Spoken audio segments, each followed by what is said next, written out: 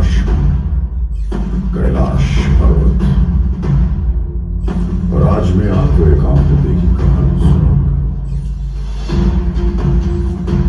उस पराक्रम की कहानी जो मानवीय शक्ति और सामर्थ्य से परे, उस शौर्य की कहानी जिसे हमने आंखों से न देखा होता तो किंवदंती कहकर झुठलाते थे। उस अदम्य साहस की कहानी जो घटते हुए तापमान के साथ और बढ़ा। उस युद्ध की कहानी जो भारत के रणबांकुरों में आखिरी गोली और आखिरी सांस तक लड़ा। ये कहानी है 1962 के भारत चीन युद्ध की। ये कहानी है रिजांगला की। हिंदी चीनी भाई भाई का नारा लगाकर हमारी पीठ में विश्वासघात का खंजर उतार देने वाला चीन आज भी रिजांगला की लड़ाई याद करके थर्रा उठता है। बात तब की है जब हमारी आजादी को सिर्फ 15 वर्ष हुए थे।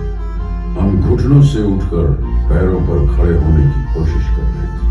हमारे सैनिकों की छातियां साहस और संकल्प से भरी हुई थी, लेकिन हमारे हथियार घर अत्याधुनिक हथियारों से खाली थे। मित्रता की आड़ में छुपकर चीन ने हम पर आक्रमण कर दिया।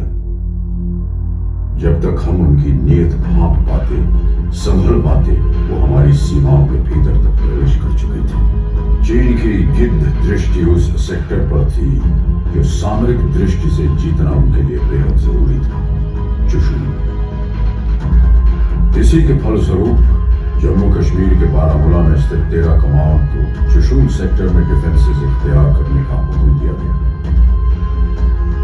2 अक्टूबर 1962 को कमान अधिकारी लेफ्टिनेंट कर्नल H.S. ढींगरा की अगुवाई में 13 कमाओं ने ले पहुंचकर 114 इन्फेंट्री ब्रिगेड में रिपोर्ट किया। 13 अक्टूबर 1962 को बटालियन चुशुल एयरफील्ड की सुरक्षा के लिए रवाना हुई तथा 24 अक्टूबर 1962 तक पूरी बटालियन चुशुल में एकत्रित हो गई। यहीं चुशुल की घाटियों में समुद्र तट से 16,440 फीट की ऊंचाई पर स्थित है रिजांगला। रिजांगला दक्षिण पूर्वी दिशा में एक प्रहरी की तरह खड़ा है और चुशुल घाटी को दिन रात सुरक्षा प्रदान कर रहा है। रिजांगला पर डिफेंस इख्तियार करने की जिम्मेदारी मेरे उस पराक्रमी बेटे को सौंपी गई जिसे राजस्थान की वीर भूमि ने महाराणा प्रताप और बप्पा रावल की कहानियां सुनाकर पाला था, मेजर शैतान सिंह। दुश्मन किसी भी वक्त रिजांगला पर आक्रमण कर सकता था। उल्टी गिनती शुरू हो चुकी थी। एक एक पल हार और जीत का अंतर सिमटता जा रहा था। मेजर शैतान सिंह ने पलक झपकने की प्रतीक्षा भी नहीं की। रिजांगला पर अपनी कंपनी द्वारा डिफेंस इख्तियार कर दिया। इन बर्फीली घाटियों पर तापमान 0 से 40 डिग्री नीचे तक फिसल जाता है और विज्ञान कहता है कि इंसान का शरीर इतनी ठंड बर्दाश्त करने के लिए नहीं बनता। एक बार तापमान में शरीर के अंदर प्रवेश कर गया तो हृदय गति रुकने का डर नहीं। लेकिन अगर कोई ये कहे कि उसे मौत से डर नहीं लगता तो या तो वो झूठ बोल रहा है या फिर वो भारत का सिपाही है। मेजर और उनके लड़ाकों को तापमान की नहीं, हिंदुस्तान की फिक्र थी। 18 नवंबर 1962 प्रातः 4 बजे नायक हुकुमचंद के नेतृत्व में नंबर 8 प्लेटून के एक पेट्रोल ने भारी संख्या में दुश्मन को अपनी प्लेटून की तरफ बढ़ते देखा। उन्होंने तुरंत वेरी लाइट फायर और लाइट मशीन गन के बर्स्ट से सबको अलर्ट किया, जिसके फलस्वरूप पूरी कंपनी स्टैंड टू में आ गई।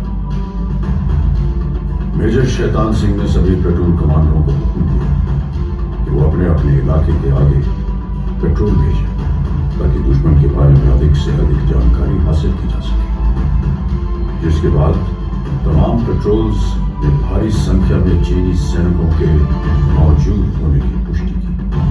सवेरे 5 बजे दुश्मन ने हमारी नंबर 7 और नंबर 8 प्लेटून पर सामने से हमला बोल दिया। दुश्मन का आक्रमण बहुत भारी था, लेकिन हमारी वीरता को हल्का समझने की गलती चीनी कर चुके थे।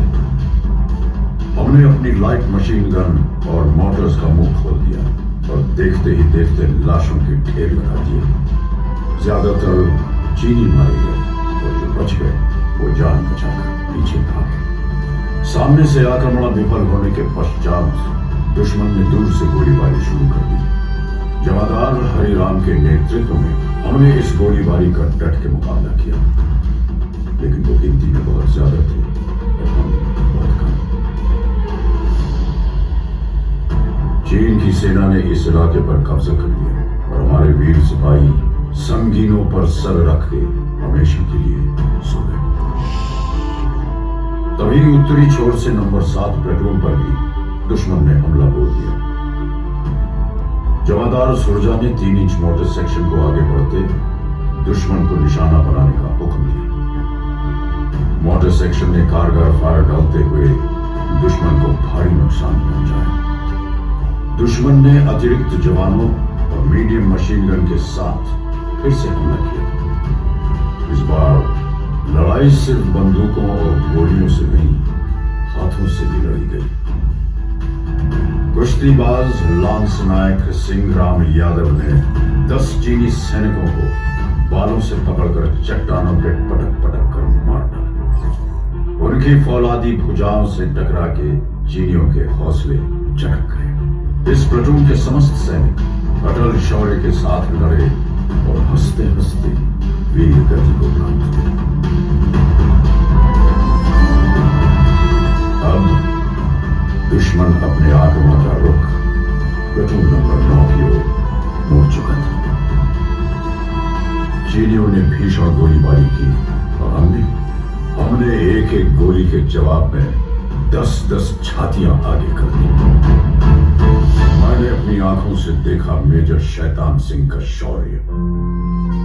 मैंने देखा उस जाबाज का जलाल, देखा कि कैसे उसके सीने से टकरा के संगीनों की धार मुड़ गई और कैसे उसकी ललकार सुन के चीनी आंखों की नींद उड़ गई। मेजर शैतान सिंह के बदन में चीन का लोहा घुसता रहा और वो दिलेर चीनियों की बुज़दिली पर हंसता रहा। बदन खून से लथपथ था, लेकिन आवाज में बिजलियां अब तक कड़क रही थी। मेजर शैतान सिंह ने अपने सिपाहियों को ललकारा, काट देना या कटना, पर सौगंध है तुम्हें भारत मां की, पीछे मत हटना।